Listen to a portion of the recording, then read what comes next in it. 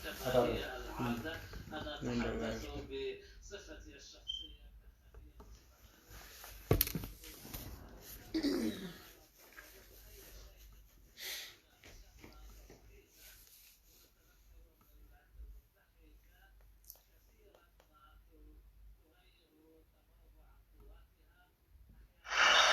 عليكم ورحمة الله وبركاته. أنا اسمي محمد داوود أماني من دولة غامبيا. أعوذ بالله من الشيطان الرجيم. بسم الله الرحمن الرحيم. وإذا صرفت أبصارهم تلقاء أصحاب النار قالوا ربنا لا تجعلنا مع القوم الظالمين. ونادى أصحاب الأعراف رجالا يعرفونهم بسيماهم قالوا ما أغنى عنكم جمعكم وما كنتم تستكبرون أهؤلاء الذين أقسمتم لا ينالهم الله برحمة ادخلوا الجنة لا خوف عليكم ولا أنتم تحزنون. ونادى أصحاب النار أصحاب الجنة أن أفيضوا علينا من الماء أو مما رزقكم الله. قالوا إن الله حرمهما على الكافرين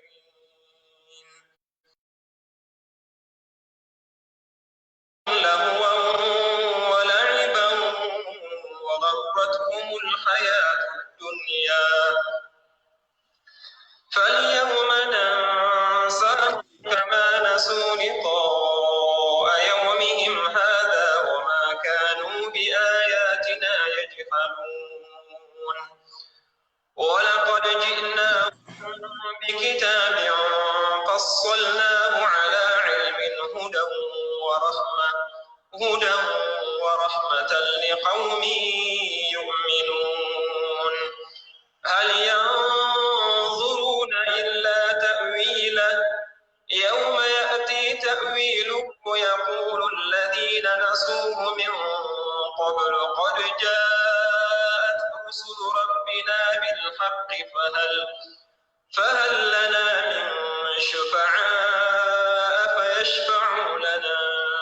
أو نرد فنعمل غير الذي كنا نعمل قد خسروا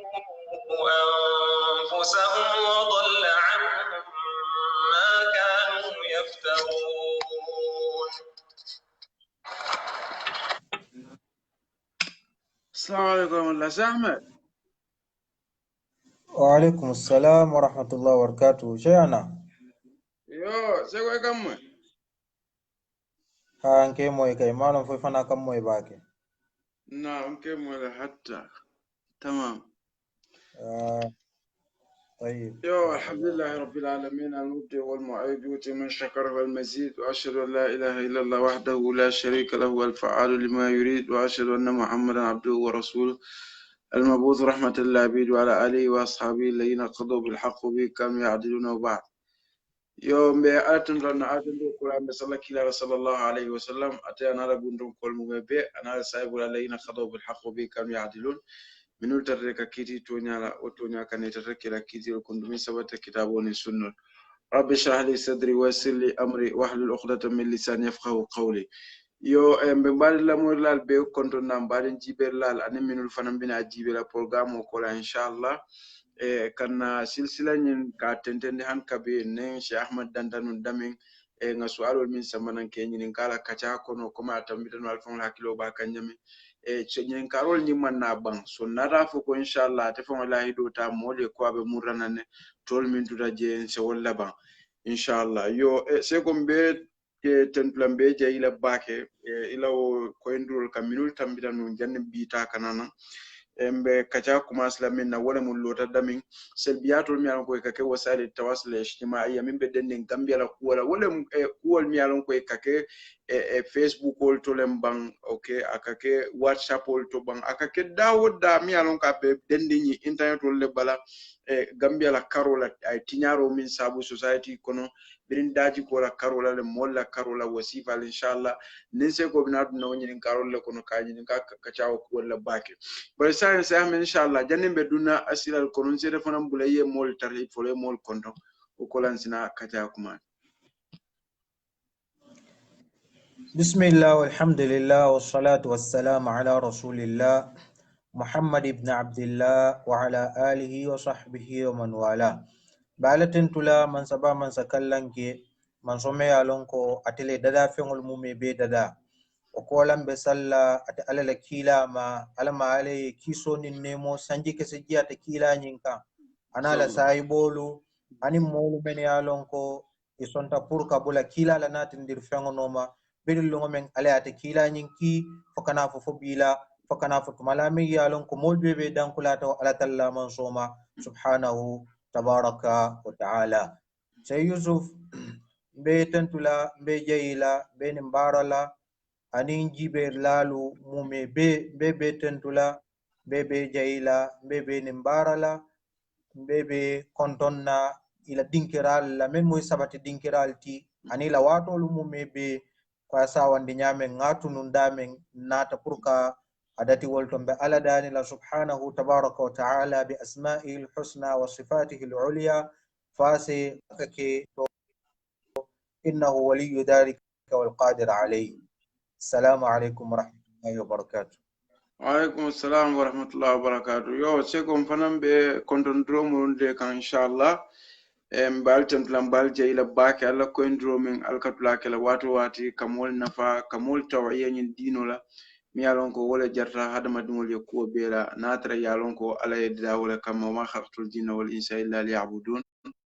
mawridu minhum min rizqin wa mawridu an yut'imun yo anin ko endro min ketanum fanan molwi kontanta baake ye jayrol keje bar wato wati ndol fon kamin fodron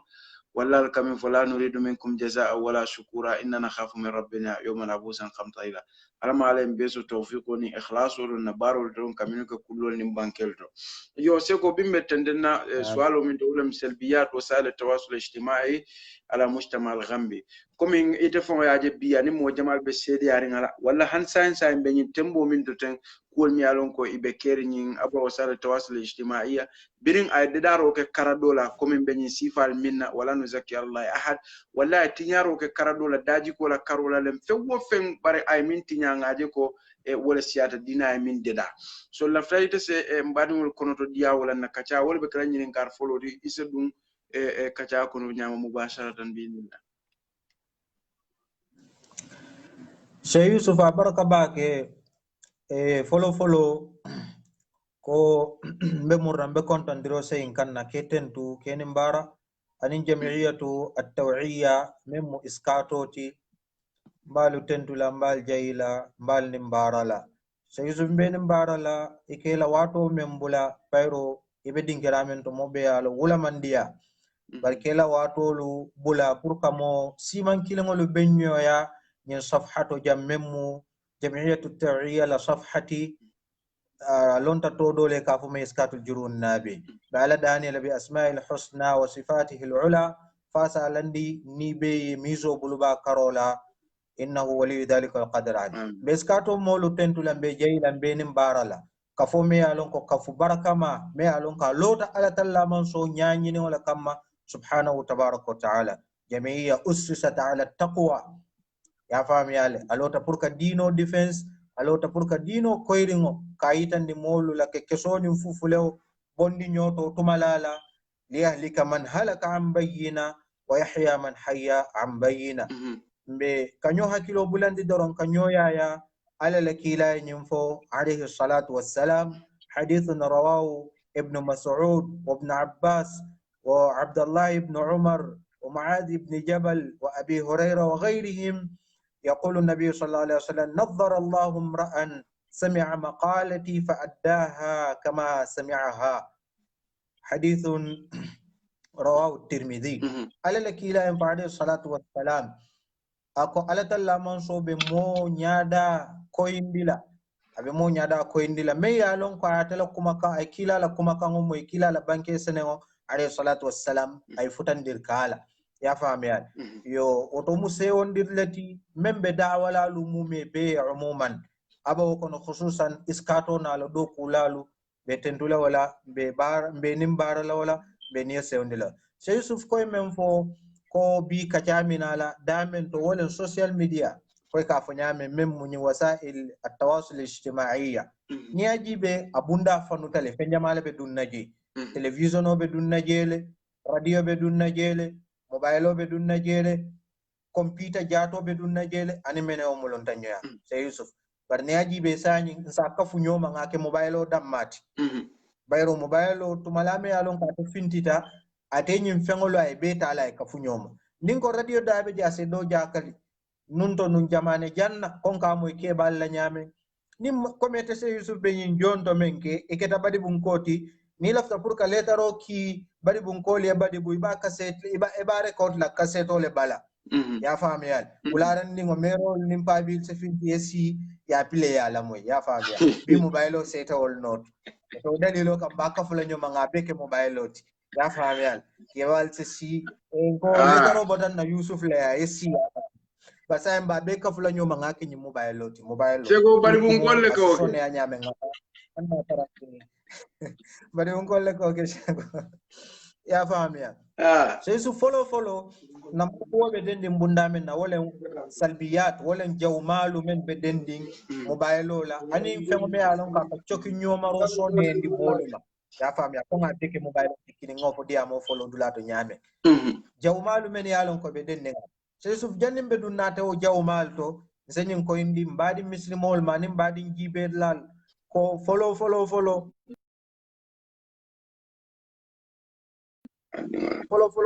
mobile lo membe dendi nyin wala membe ko television ani ngamenu fani man se ka memmu itolto memmu latloti itolto wala fengal la muyti men yalon ko idatal mobile mu fenneti me yalon ko fa use fenne me yalon ko adatal dalilo men nata wala kata nyin qa'ida usuliyya al aslu fil ashiya'i al ibaha wala fengolu memmu latloto fengol to wala da kankeya fengol to memmu lasiloti je wala dati fengol be da telephone dalilo nata pour ka fengol men haram yani ko be wala fana nyama al aslu fil ibadati at tawaqquf wala lasilo ala batu wolu to kalo foni dalilo nata kabo ala bul ko men na waran ala rakila alayhi salatu wassalam kafo ko al ku karike otomalala nyanta pour ko koke barnaman ke woti nyanta le pour lo wolen fengolu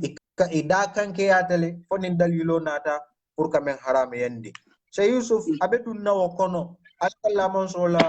kuma kango ala dalo subhanahu tabaraka wa taala ako huwa alladhi khalaqa lakum ma fil ardi jami'a ala ko fengo fembe banko nyada ka tela dadanye subhanahu tabaraka wa taala sawan bi mubashir aw bi ghairi mubashir sawan ala dadale direct wara molle dada men yow fengo nyunta ka dada ya faham ya Sey Yusuf abawle nyama ni ajibe al ahkam at taklifiyya wala ko abelonding paranalu bulu nyamen niko ahkamu taklifiyya alwujub wan nadbu wa al-ibaha wat tahrim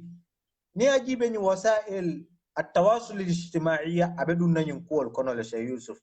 wala ni ajibe mobile wato dol ka yusa se keno wajiboti le ya faham ya wato dol se keno haramoti wato dol se keno nyin do katengolti bari be misalo taala nyin fulola bayro nyato silobe jam farinne se continue ngatanya Sey Yusuf ase keno wajiboti pour moy mobile use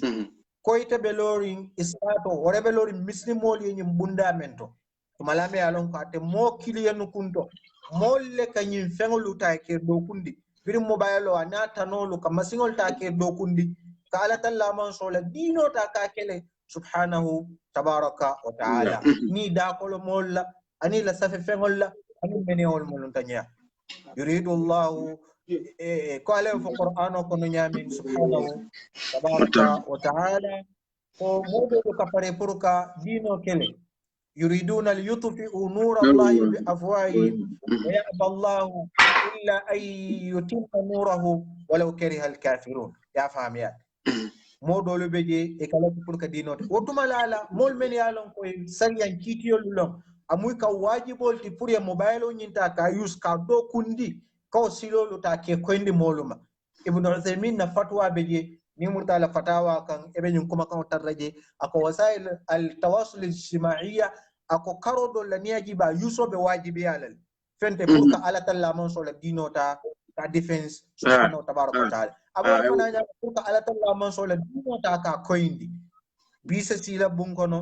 ye kuma kan kilin fo ko nyimbe nyame nim pareta skeno janni lokmo be fala memba jibela askena wuli dantansi ya fahami ya otumala la lonna la banke senato abe wajibi ala le pour kanyin fengoluta ke dokun yusuf abe haram ya la pour kanyin fengolta ke dokundi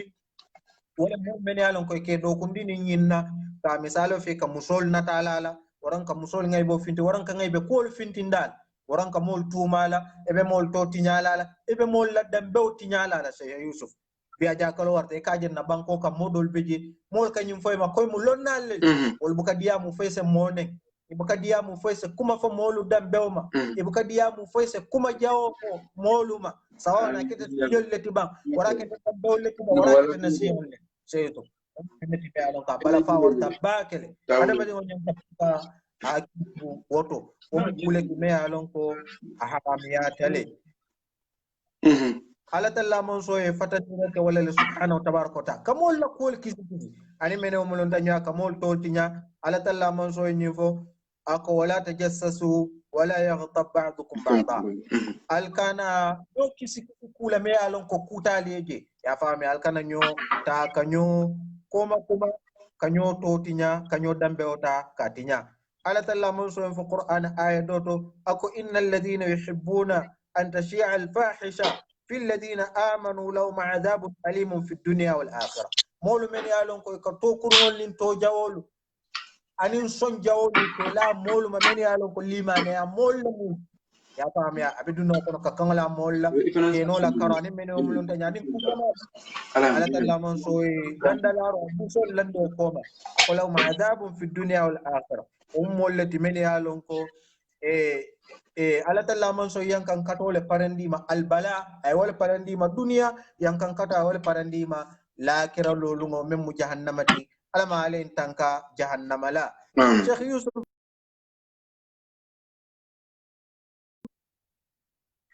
duwo fon ko ni yati ngani muqaddimatan bindi tari misimolu salon kon sonding ko mo bayalo ka use ani wasailolu fengol le muyti men yalon ko idatale sariyango to memu muslimi ya dinoti ala la kila mem futandima alayhi salatu wassalam Sheikh Yusuf sikati jesanin kanadum nyin mobilolu ya tinyaro men ken na society la kanadu won sikati je ko ni wasailolu yenna society tale ya tinya nyala me yalon ko nengo ta banno la fola Sheikh Yusuf nengo ta atano la ban fola folo ka dati nyinna watolu yenna watol tinya Sheikh Yusuf bisa moje hajo ba kunna ani mose la ido fo abe siring femma la wala ido fel na manke mobile ya famiya mose tara siring ibe salwato wadanna manta furkata sali femma bali wo salwato nyin salbali yala na manke mobile Sheikh Yusuf karannalu ise tarage nyin mobile sala wato tinya pour ya study ta keno la nyama Sheikh Yusuf woto nin kumu womu kuleti me alon ko akolata bakele wato dum fenneti me alon ka kumata bake balu ko no Sheikh Yusuf wato sinyajelu alata la man so be kala qur'ano kono subhanahu tabaraka wa ta'ala wato la kumma yala alata la man so nyimfo subhanahu tabaraka wa ta'ala ako wa huwa alladhi ja'ala al-layla wan-nahara khilfatan liman arada an yadhakkara aw arada shukura alata la man so ko atele ka suto ni tilo ke falin nati nyoye ke falin nyoye moli men ya lon ko e kake kawande nandi e lafta pour ka kawanda kono wala lafta pour ka alata laman so batu o sunto no tilolo kono e lafta pour ka ata alata laman so finkon subhanahu tabaraka wa taala alata laman so ko aya doto subhanahu tabaraka wa taala ako fastabiqul khairat alnyo sawan kata kaira kolo kan wobe ka wato la kummaya ka wala tandi ni mubayalolu dum wol kan to law wato e ka wala tay ka tinyambul tinyanyala nengote men fonola hakilote men miranola ala mala ka bunda nyinta ka soneya abole nyama ta la mon so fo aya doto subhanahu tabaraka wa taala ako wallayli idha adbar ako subhi idha asfar ala ta la mon so fo duha wallayli idha saja ala ta la mon so fo al fajr wa layali al ashr wal asr anim men yol muluntanya lonnal ko niyaje ala ta la mon so ke kalinyin ayol wal beka wato la kummaya akawletandi subhanahu tabaraka wa taala amma nina ta kila bala bakke sanengolto alayhi salatu wassalam kila banke jamaluke mene yaron koy be dendi wato la kumma ala Sheikh Yusuf bintol kasi jetolto ngafu batonga na wato fa wato me yalon ka tel kumma ta fengu me bet marse teje wato ka sandame ita marse teje wato ka sandame kila nyimfo atun rawa كلا ينفع عليه الصلاة والسلام أبي برزة الأسلمي قال رسول الله صلى الله عليه وسلم لا تزول قدم عبد يوم القيامة حتى يسأل عن أربع وذكر فيها وعن عمره فيما أفناه أخرجه الترمذي شيخ يوسف كلا ينفع عليه الصلاة والسلام أكو حدا مدينو سندباتو تهوتو للاكرا لولونغو كسين فادانيا كيلنتا فاساترا ألا تلا منصور سانينينكا كونانيلا abo kunano lukono a siyo aya beba mune kunna fata ya siyo bang footballo le kunna fa ya siyo bang nyoborin kuol le kunna fa ya siyo bang mokajafo le kunna fa ya siyo bang politiko le kunna amang kilia soto dina kuto politiko le matela problemo ya famiyan fa la tan la manso sani ka yesiyo bang mune kunna Sheikh Yusuf wobeka wato la kumma ya leta akai tandi أمتت حديث دوتو على تلا على لكلا كان ينفع حديث ابن عباس رضي الله عنهما قال رسول الله صلى الله عليه وسلم لرجل وهو يعظه اغتنم 5 قبل 5 فذكر منها فراغك قبل شغلك أخرجه الحاكم في المستدرك وابن أبي شيبة والشهاب وصححه الألباني في الجامع على لكلا كان ينفع عليه الصلاة والسلام Sheikh Yusuf ala la kila kan yimfo saiboy aba hakil bulandikan aba masilandikan abe wato la kumma yayi tandikan ala alayhi salatu wassalam akay kululu tanka jannin kululu be sotola Sheikh Yusuf ni hadithu ma haditha balit barin tol surata mahallu ash-shahidu minna walen faraghaka qabla shughlika wala wato mebe firirin wa wato depense ala bato kunnaba birin ala to fin kongoto fo sungolu to ba fo sa nafil salol to ba ni menewol muluntanya Sheikh Yusuf mulbe ya kalamta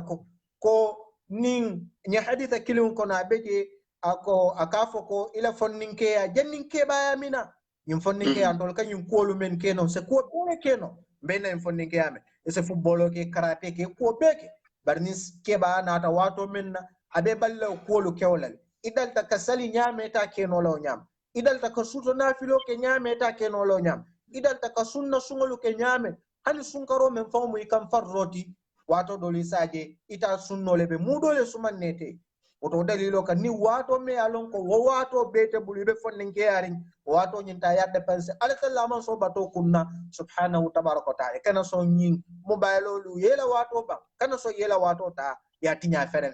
Sheikh Yusuf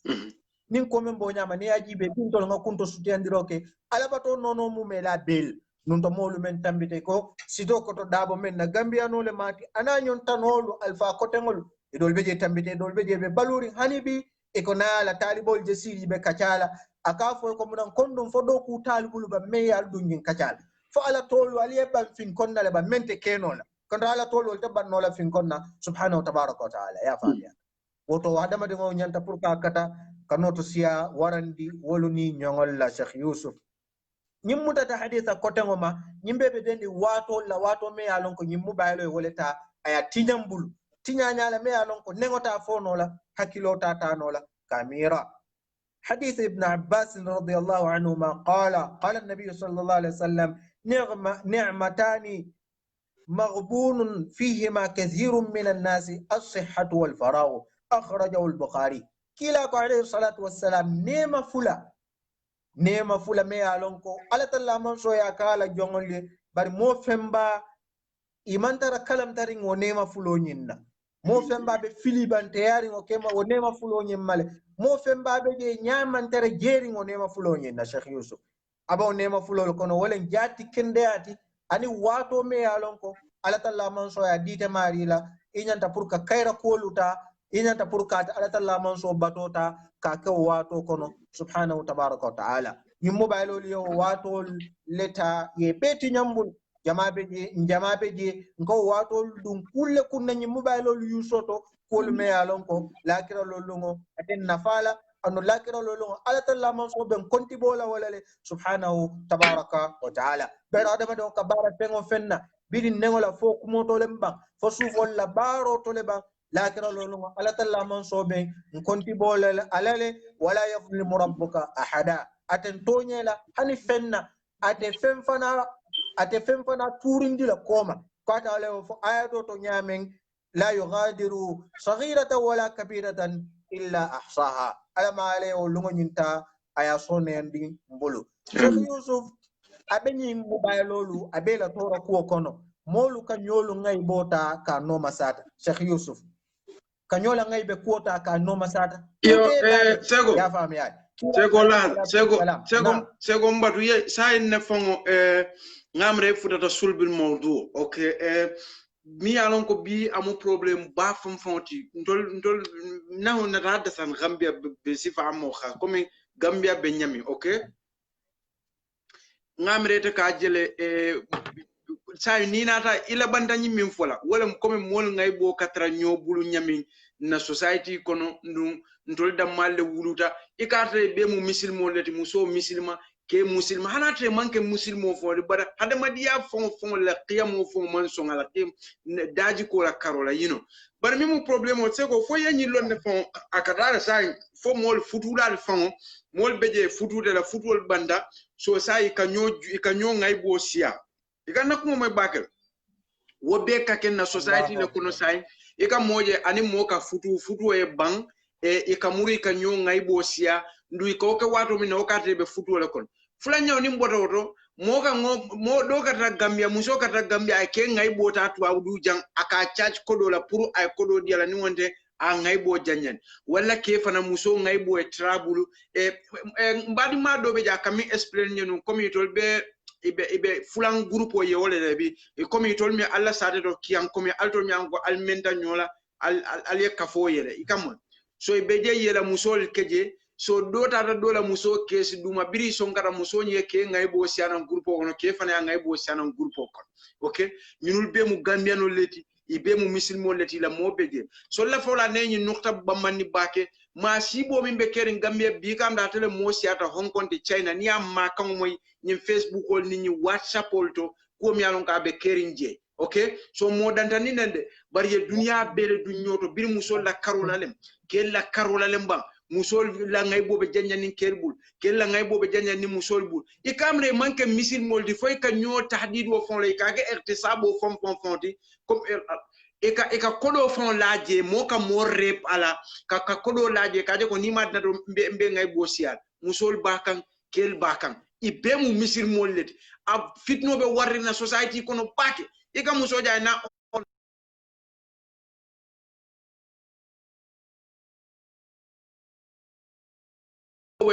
jumala ka mo kata kolke ni me kolka be kuntale mo kata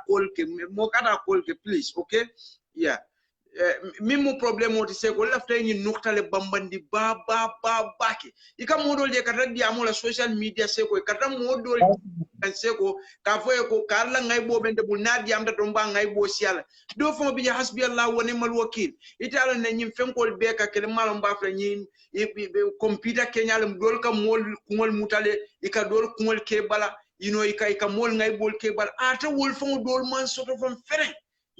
no misilma ko ko abe lorin dalilo le kam man satara mu'mina satara ulla wa khasa altol be bota gambia le altol be mu misilmo le altol be bota society kini wala kono so nyin blato ay talikho je nyanta talik la bakile si sahih Shay Yusuf wala ni aji babala fa warta ko wodi am tambila ngamen fo ko ndol ka fo le 95% ni nata jibe million fula mbedo yaring afo kole ata bari adi amusi ata ala mala ka sona Shay Yusuf kanyola ngay bota ka fintindi kanyola ngay bota ka lankene mandi fenne mati me alon ka haramiyatele ferem ya famiya ko hadithu min dati kila ko alayhi salatu wassalam akonin meye mu'minota ya sutura ala talla man so ta ya sutura duniya ni lakara ya famiya man tatabba awrata akhihi almuslimi تتبع الله عورته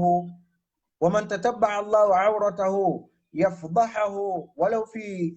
جوف بيته يا فاميان على لك لا ينفو عليه الصلاة والسلام شيخ يوسف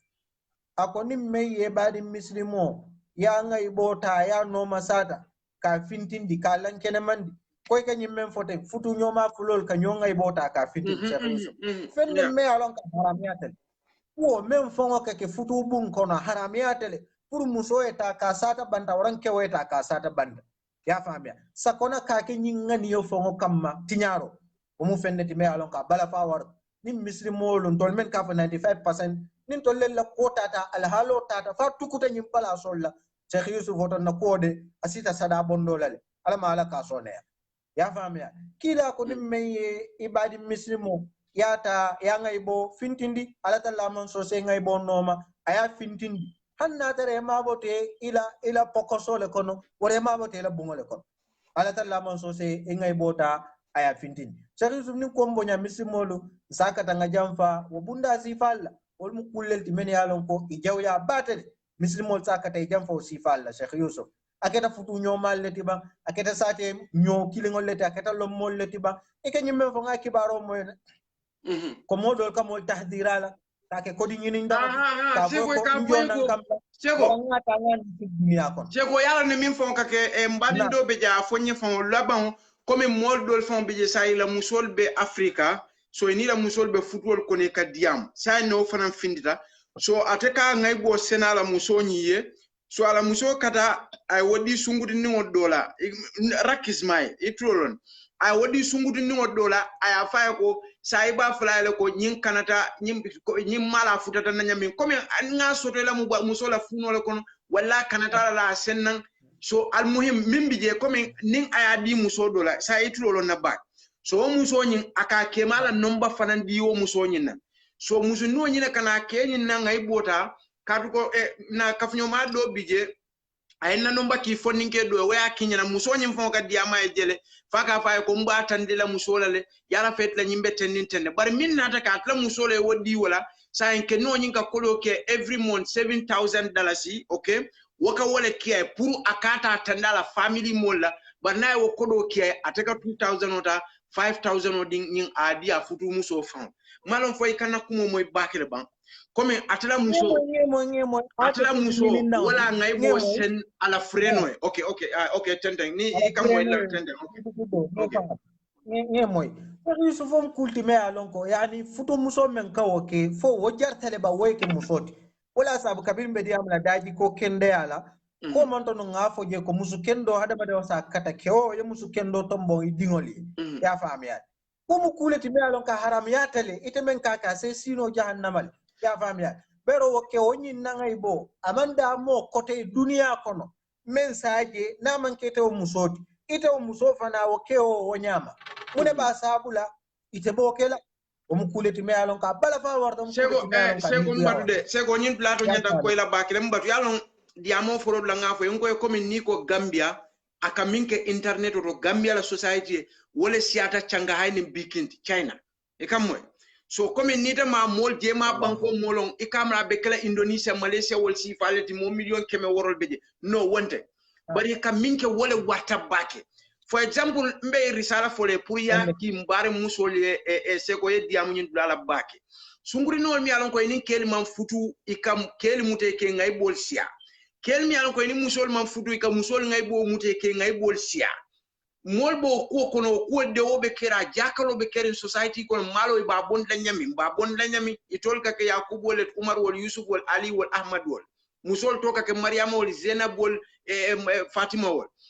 sai min nata ke musol le fanankata gambia minalon ko ni ke mawol be futu wala malle be futu kono sai ke mawol ngai bole ta e ka dila frenol la e ka fo e nyinin ka kodola 10000 na kenan ate 5000 ta 5000 dia frenola wol kabalu wala nyamay ke mawol ngai bola sai wala be na gambia kono so fo ise mol taw iyanyin dala ye hakilo tuje baki momi an ko ni la musol ka diamu video ko la hani futu musol ke ngai bol kiye ni ye ngai bol ke jellem bi mi an ko be complain kan e ka fo ko sunguri no li ngai bol soto wol fon bukalo ya soto dami kata je ya senyena ye muru ye fon la audio kiena e ngai bo fon no ma ya fa ya fele ko do ena wala ngadi la family mo la ya jibe so lefta ye diamu mo la mi an ko man futu ani mol fara mi an ko musoli futu dale ke ma wala ngai bo de ka wafi la freno ya wo bebe keri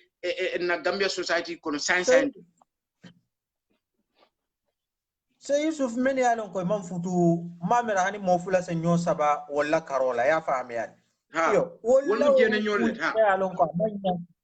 ya fahami yani wala o comme wolbe fe alla doro ko kila fa haditho to nyame nyaka genoke da ka genoke sufo la fo ka genoke bari comme sufo dole be même fa mu sufo bati wala ka akonyinta ka timman ya fahami yani yo men man futu nyo wal katara genol yo futulal fanaji wasailolu ise hakil tuato ya fahami ya kilo tuato amma men ya lonko ikawo ke kodi nyinin dango ti Sheikh Yusuf ni meye wandi mo ya ngai bota ya fintindi banda jannin duniya ka ba momo nyaaje sawa na jibe nyine kam malafta ka jibe le ba wara anyale penta fe amalla fi ka jibe be junu bobe lalete mo folole kam itemen start ta pour ka ngai bota ka fintindi ya fahami ya kule me alon ramiyata bakele mislimo nyanta pour ka hakiltu wo kusi faldo ko me alon ko e ka junube ko silo wala me alon ko abe kala junube ku sayyi ajariya abe kala wol junube ko me alon ko abe kala ku julu continuer ngolta julote kuntula hanna tere fata junube ko se kali tarayra kaburo kon yalom kulti me alon ka bala fa warta bakel imo ke fenkama fo bi arad min ad-dunya dunya la ni dala sinngol men yalon ko hanna tere ya million le kambi ala se sasa le kam bi me alonko wo biliono ta bondi no le kam même ma be ora mati wolen sayat ine tarandi biliono ni te fembo no leje ya famia so to nin kombo ma futula se e hakilo tu wo manya sifalu to men alonko e kanata lolta e ka janjandi wallahi billahi tallahi ko kule ke me alonko kujaw bale mati bara se jahannama sino momale bayro junube ko le me alonko junube ku container ngole mati junube ko le me alonko adate kundula nin ko men bonyama mbadi muslimolu mbadi musolu mbadi kewolu mbalu danila besa katanga sila alala nga kaburo mira nga fata wonyon ikusi faluma ala mala ka bunda nyinta aka sonea se Yusuf ni dunya tan se continue wala nyinti ko nyi mobile lolu abena tora ko lu kono koteke wolen fayito ay fayito siendi na society kono sawaw na keta alabatolu de tibang alabato no ni wasa ilolu ye fayito famayito ay wolata bundaele mo fembay barakolu to ne ajibe duwa ise moja abulo keten ate duwa fonla me abulo keten akoy anatal wo mantara duwa abe studio da silfita ya fahami ay selfita ya fahami hiyo atakasa bay bamu ta selfita ay si jamango nyaato ay selfita ay sele mimbaro ka ay selfita ani meneo molontanya ka post Facebook ka kala status halato ani meneo molontanya Sheikh Yusuf wo mu kuleti me alon ko famba yito mu fenneti me alon ko haramiyata dino konole alala kila dino men nadin kan alayhi salatu wassalam Sheikh Yusuf famat yito abe nafiki ala taman sero dolo abe wolle kono ya fahami yal isina modo fana fango je fango Sheikh Yusuf nsa fono abe fulan kafu ndingolu fama yito be wolle kono Sheikh Yusuf isina modo je isa fa hayya ala sala ate busy la salkula wala ka fan selfie wonyama ka kala status ya fahami yal ate multi me alonko akaleti salolal ya faham ya yo ko ala talla man ko wo munafiki ya ta man serol ala talla man so ko innal munafiqina yukhadi'una Allah wa khadi'uhum wa idha qamu ila as-salati qamu kusala yura'una an-nasa wa la yadhkuruna Allah illa qalila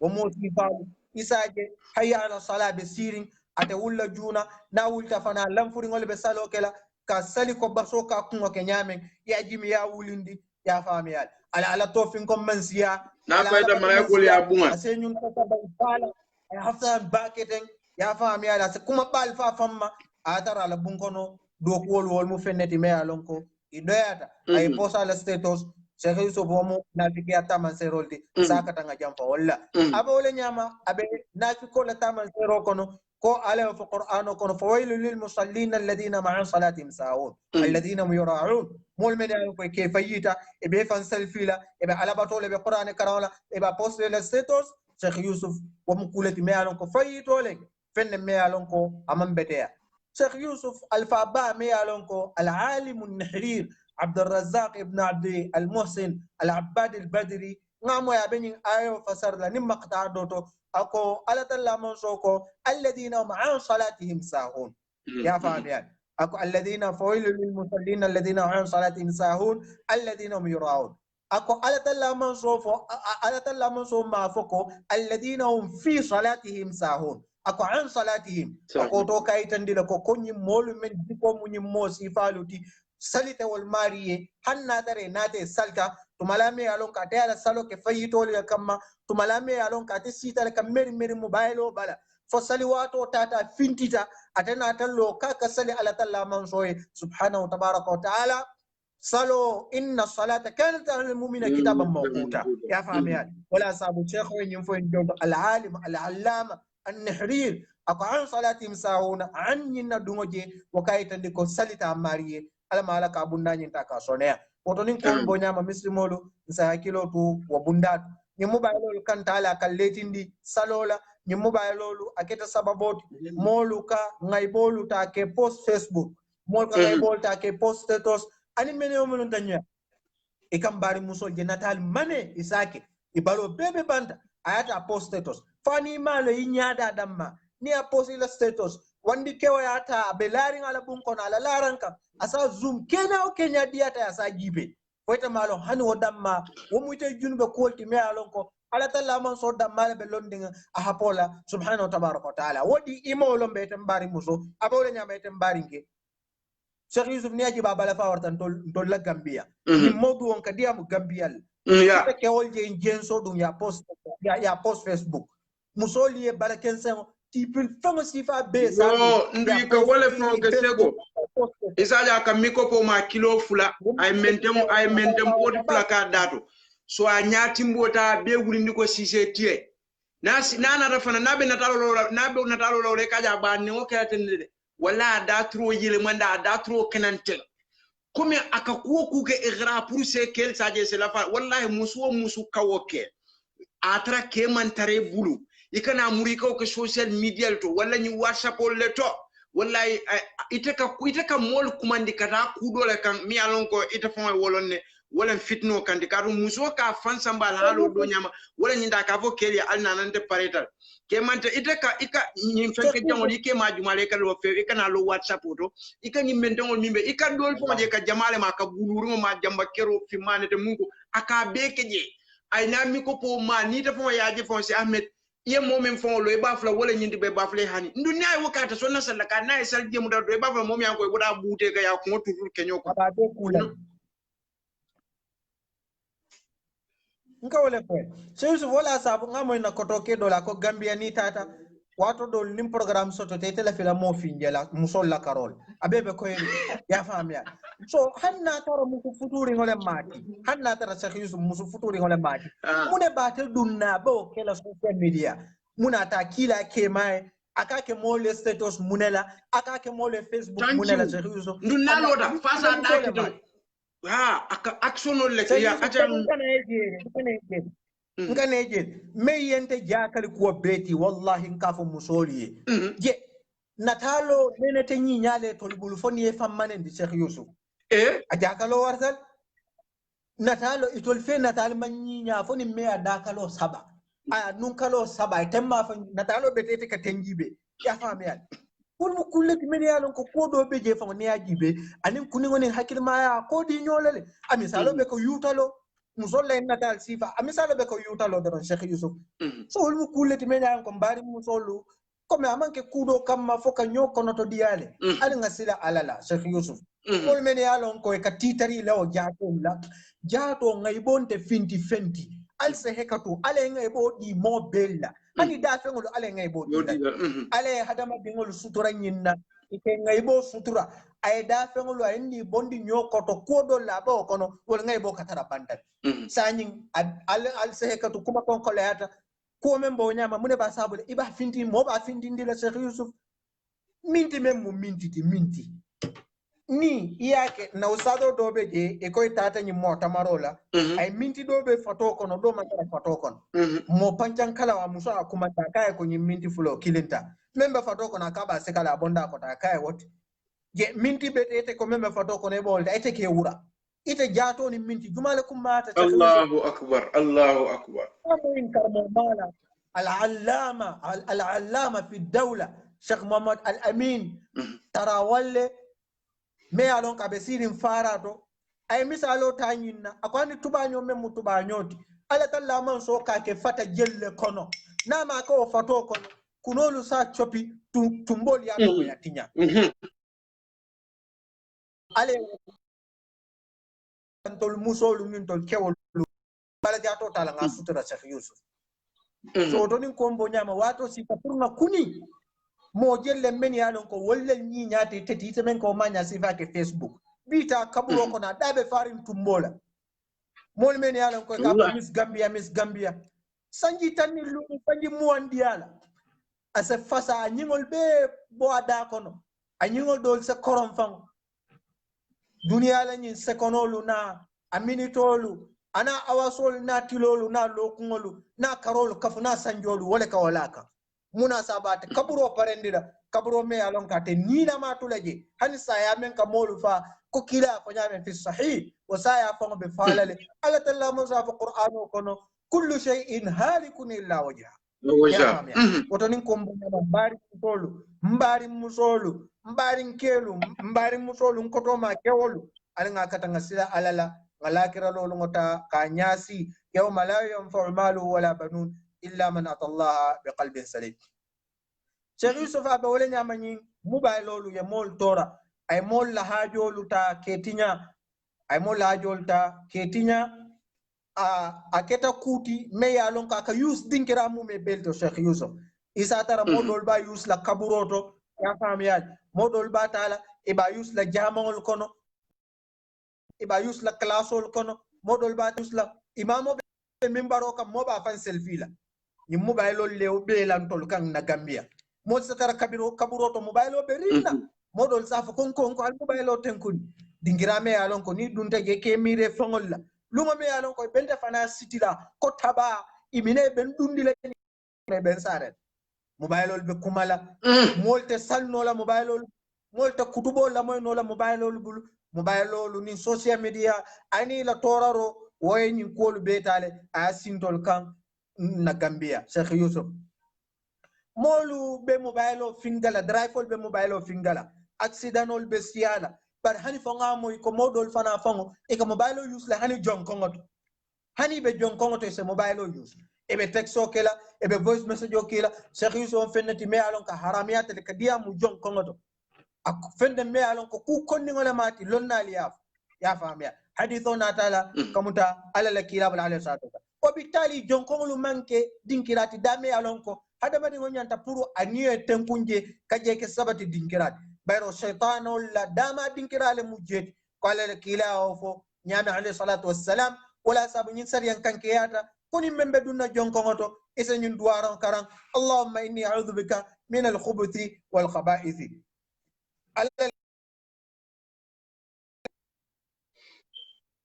بين أعين الجاني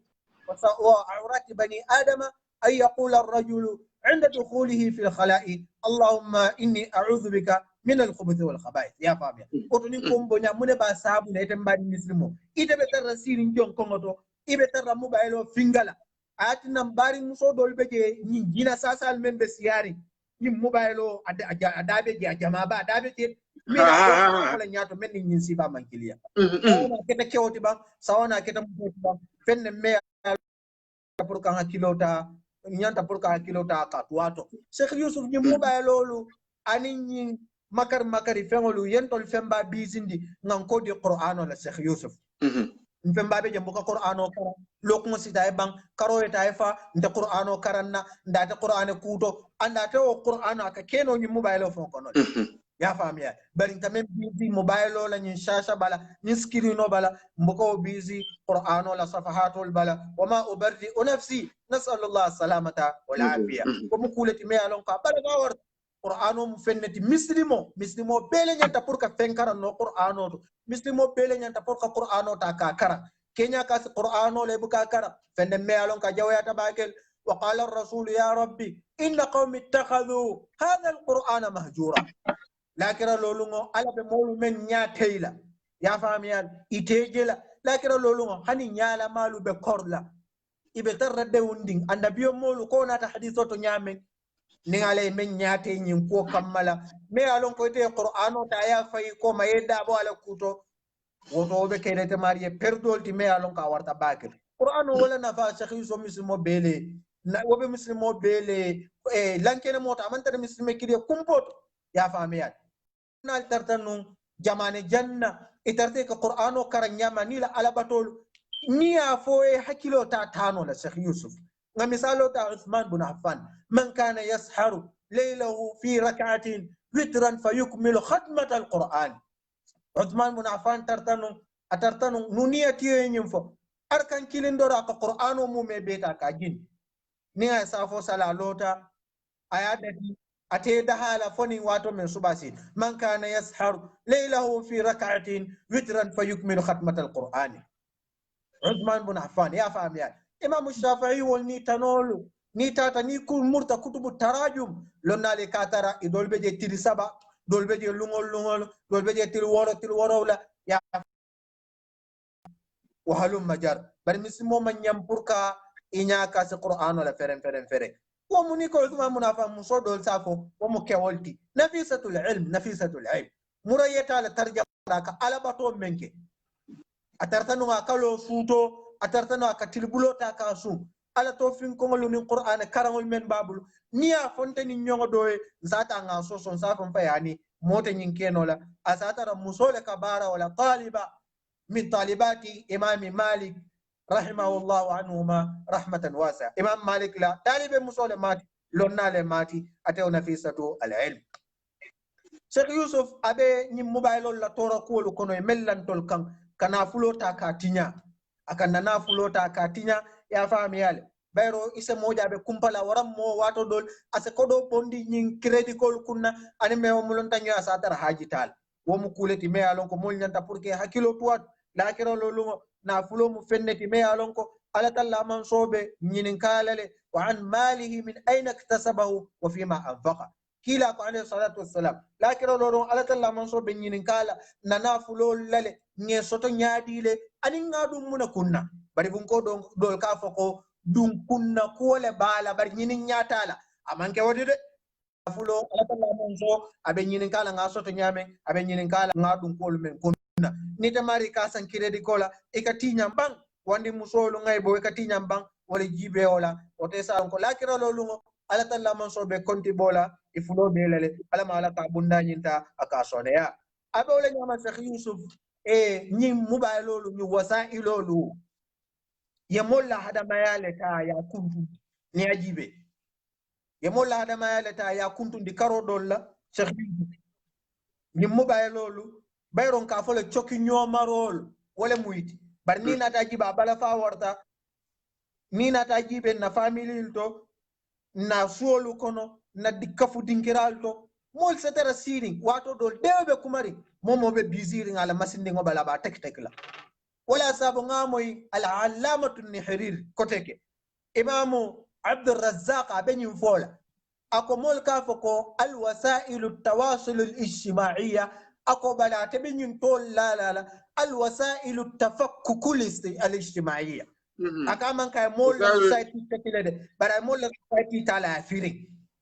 bayro mol se tara sirin tolo kono da hada maya no ya fam ya momo be bibiri akale bala mo kuleti me alonko abala fa warta bagele Sheikh Yusuf andi kana tara mol men fana ya lonko ni ko ala ko kila ko e ka fo na keba fo lolu na ado na fenko anna tara qur'ano kulole kare sa fo na ado na fenko ikana tara walla bum kono ala suo kono mol ka tara je men ya lonko ate dingol be jikom wolti bare en ko bramo ni to adolo e to le mobile ni be nyimbala e buka mo nya soto ha ani dia mute te dankula asa dimuto kiyabe mer na mobile bala madangu amo mute fen muna sabata fatandi la lafa ko nyinin to la ado e nyofa walile wati ke fan nebe mobile mala wato menna Sheikh Yusuf abete ta family abe mo yale kono family alka kaja aka fabante ya nin dia ani sodomelo kankili ya kawle dundal dam maltem bari sina mo bede e bebe busy la mobile bala asake modol la kono wol katara busy nyin ada ko nyin fenka ko lalde bari bugana ti bunda to fotu malame ya lonko ite ala nin kila boy o wato len e be nyin kusi valtala e be fole Sheikh Yusuf nyin mobile lolu ye ko mel la molu kan ikatara mbari musolu sego na bungolu kono wato wati sego kam nkemoy yo mela kumo kundu nyimi ya safero ke jato sambu sawane sambu sawane malon foy bota jarale bam malon fo kiyan mubalo ni anya tilindira tenteng aka be samba barala ni asamba komala aka ke bulubari te botami nkam min mbuluba ikamwe ngani mfole mbarata mbukala fukanyim koindi ila mubalo mude yake nyati wala te video ke ye minni bulubara yaji baba kala nyadi nkam min mbulubala mum ngawo fole mbatata mbuka pare kanyim koindi mo le assalamu alaikum nkam min mbulubal ni mo le bija Usman Alami nkam min mune mo doli bukalo mutifo male kemie mubalo ni akete ni asambe kamera ton yake ni nyatula aka be accident ni yake ni komala aka kele kanya nda kele nyami okay ila mubalo ni yake komala ya tani bulbala batanda bulba banyala kamera ton yake nyatli ngola aba samara ni marala fo bila mbitra fo stika mo jibe video de Facebook live telefon ya mi ya te sia jibe ma fo mbuka mistake o jalla man la yuhta okay mo bele ka mistake bari bad tol fanam misil bo mistake si fal wo habbu misil mo yike bin tol ya hani gambe dindi ke do mo be bulbal sako kanasi mol nyaati wala social media iko ka alale fo mol yeke mi wol nyaati wala mara mol bo fasar la nyaati al mubalaji bo be wallahi mbuka pare kanyim koyni sako faddal wato teji bishimali wa yashrabu bishimali ya fahamu ya bukan min marala Sheikh Yusuf ka ko te nyame abolya Sheikh Yusuf ka jen tolla ke wolu ani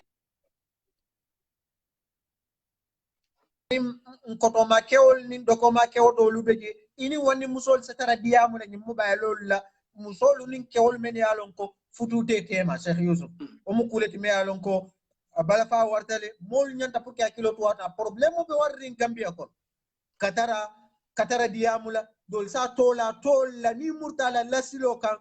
pour ka kumo fodoro mem musarahati sunkuti yani kambane ala katare tema sawani atola khatiba laba wala ya tola todol ya faham yani pero khatiba ya dawabito ni shuruto ni soto sariya wala karola sariya mislimo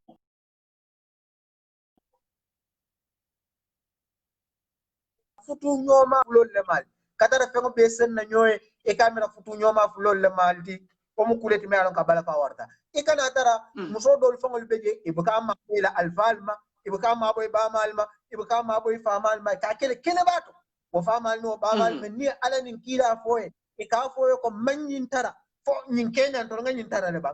min khatiba diam albe ko mo be fala nyoy dol be be diam la foye kate mura laranka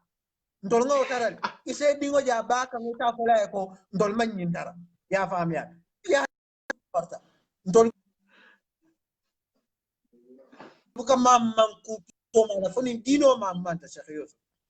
ya fam ya so to dolbe je wala ululal sa sangara ise je won katara koto kelale yaje bungol ya bantala perengol koto ani meneyol mulon tanyoya asa problemo si modol ma ibaka la fitir kola ibaka la tilibula ba be la hala kata biti kolto be danke denna e fensi dandangol la e be chatla tilibula bal ni wo suba kola ni wo fitirin dalu ni wo sutolu katara denderi ngo dinkira sifalto ha bari ibadu sego e kanyin khatiba foten ibe tali ko kala jela bake ka right ala ko khatiba diamol akita ku jamale sababu fonti sa tinyaro fon la karol ika moja ka fa mo ay nyin dinno nya khitba ala mol yale anaka kachake min joko futula al fon buka min fonke ateka o be foye ateni woko kacha be ko min fon be man si folo itol ka o be kacha so womu khatiba sifa ha fenne me me ke toti kadi ko ala khatiba le nyinti momi an ko imam fudu altol adi nyimu la khatiba fudu la min fa ko sanji tanani be fudu wol ne ma minke altol ka o be fole suta kilim c'est ko ma si bolti de ajakalo warta bala ko ga bismi dini ga ken dino tolela nga fa famaile nga fa bamaile wokola su ina bakka ala ite dum bajo ko ta fane dum bajo ko nge kan len ko ni meje ngakere munebe laari nje nyaadi le fomote ngona dalo kinyana way bimme nyaadaje bebe wuti bari la akhiri abas wallahi abala fa warta sey ne modol jibe jamane tambiri ngo modol beje e tartanum fammuto men bela dum tol mu muslimolti kol mu muslimoti nyame ne la kumo foye la takadu tatasawwar Sheikh Yusuf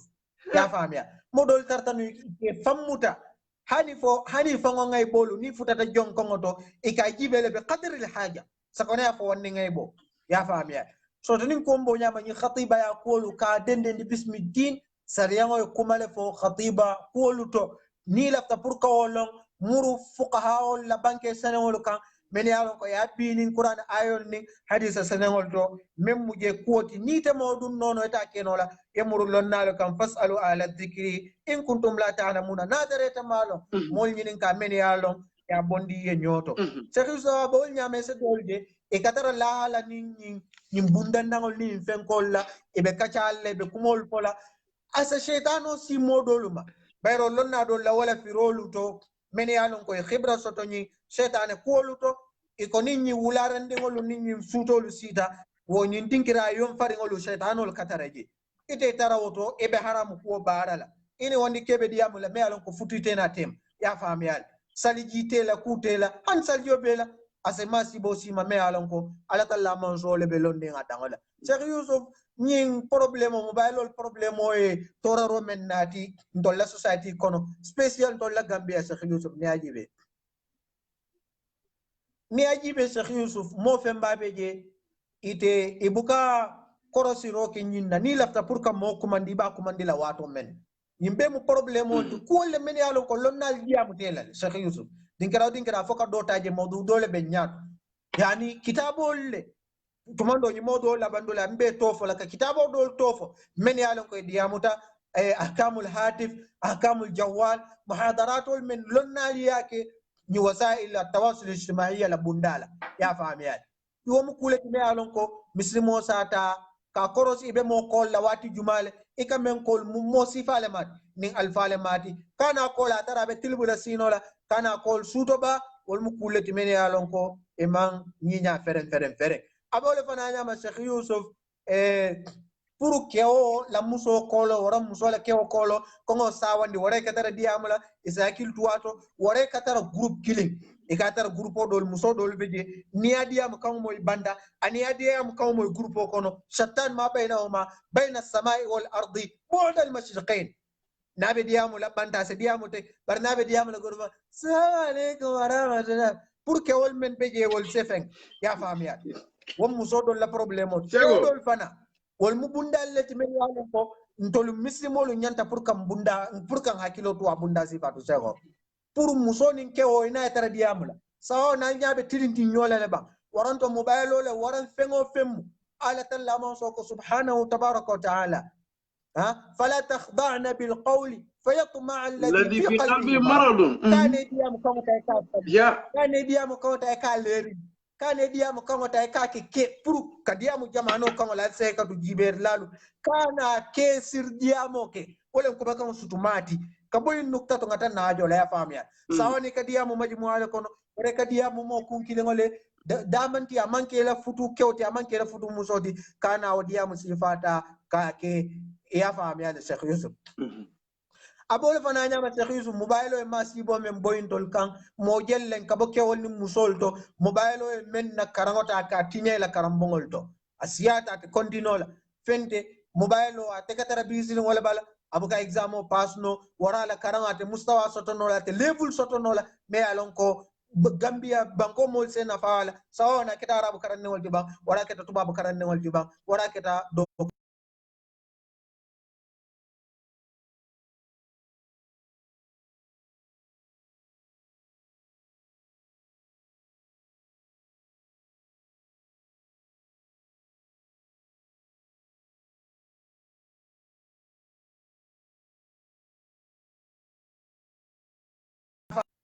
amian hanna yani comme